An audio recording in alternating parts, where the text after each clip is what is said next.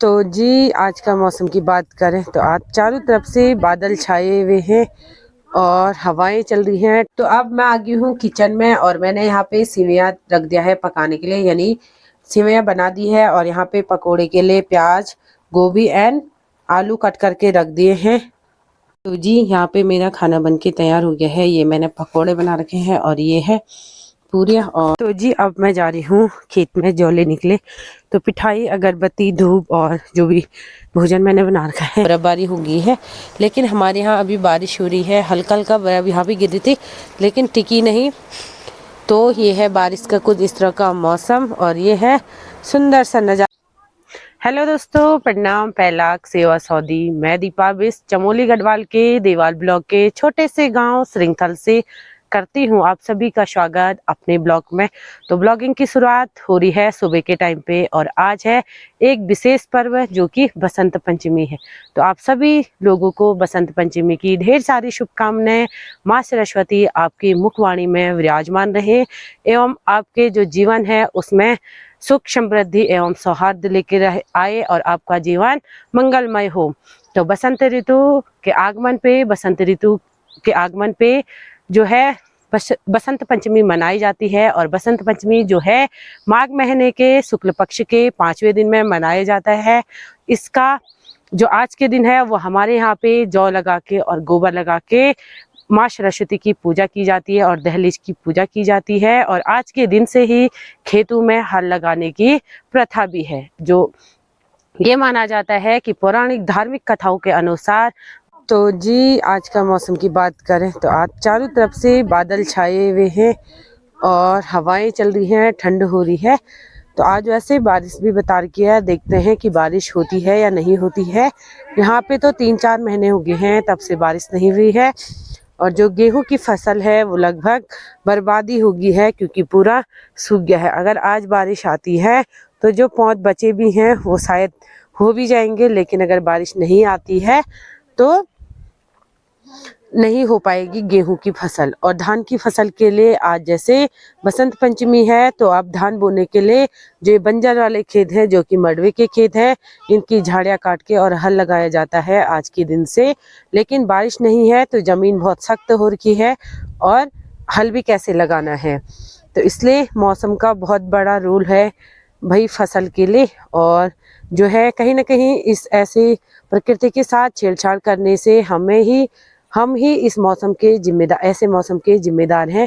पहले के टाइम पे जब हम छोटे छोटे थे तो उस टाइम पे बहुत ज़्यादा बारिश हो जाती थी और अभी तक तो लगभग 3-4 बार ही बर्फबारी हो जाती थी। सामने से है हमारा छोटा गांव है तो सामने से है हमारे दादाजी लोगों के घर के टाइम के बनाए हुए घर। और जो ये लंबी पट्टी दिख रही है जिसमें आजकल टीन डले हुए हैं, ये भैया लोगों ने आजकल अपना मकान ठीक कर रखा है।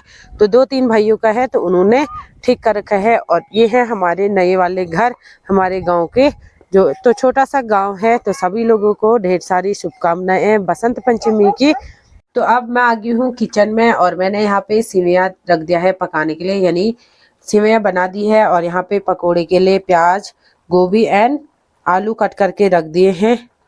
तो जी यहाँ पे मेरा खाना बन के तैयार हो गया है। ये मैंने पकोड़े बना रखे हैं और ये है पूरियाँ। और सेवई तो मैंने पहले ही बना दी थी।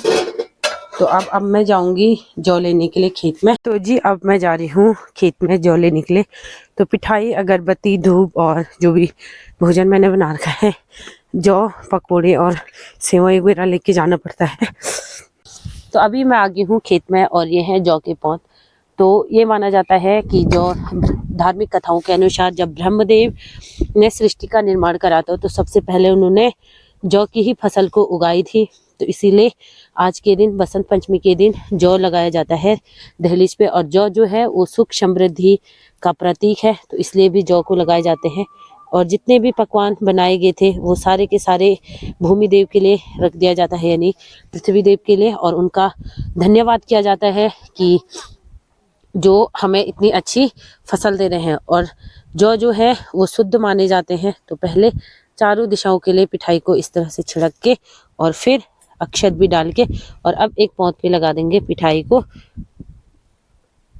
और फिर लगाएंगे अपने माथे पे। तो अब मैं जौ की पौध को उखाड़ूंगी कुछ इस तरह से। तो जी यहाँ पे हमारा है मंदिर और यहाँ पे पितृदेव की पूजा हो रही है। तो धूप भरा जा रहा है और पापा जी कर रहे हैं पूजा यहाँ पे।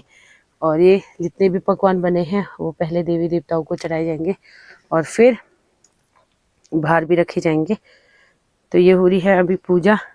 जो हमने पिछले बार लगाए थे वो वाले जौ अभी भी हैं और अभी मैं फिर से लगाऊंगी यहाँ पे जौ इस तरह। तो अभी अब मैं लगा रही हूँ जौ। तो कुछ इस तरह से जौ लगाया जाता है दहलीज पे। और ये मिट्टी और गोबर का लेप है और इस पे लगाएंगे फिर बाहर से पिठाई अक्षत वगैरह। तो इसी तरह से बस कुछ हमारे यहाँ बसंत पंचमी को मनाया जाता है और ये लग गया है।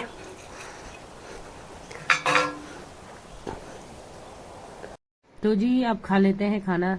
खाने में है सब्जी ब्रोकली। जैसे मैंने सुबह बताया था कि आज मौसम ख़राब हो रखा है, तो अभी हमारे इधर होने लगी है बारिश। सोशल मीडिया के माध्यम से पता चला कि ऊपर वाले क्षेत्रों में बर्फबारी हो गई है, लेकिन हमारे यहाँ अभी बारिश हो रही है। हल्का हल्का बर्फ यहाँ भी गिरी थी लेकिन टिकी नहीं। तो ये है बारिश का कुछ इस तरह का मौसम और ये है सुंदर सा नज़ारा। चारों तरफ बारिश ही बारिश हो रही है और बिल्कुल लगा हुआ है कोहरा जैसा। क्या बोलेगी? क्या बोला? तो जी इसी सुहाने से मौसम के साथ करते हैं अपने ब्लॉगिंग की एंडिंग। मिलते हैं आपको एक नेक्स्ट ब्लॉग में। अगर बर्फ़ पड़ती है और फिर दिखाएंगे आपको नेक्स्ट ब्लॉग में कि हमारे यहाँ भी बर्फ़ पड़ गई। तो आप फेस नहीं आना बंद कर दे फिर तो।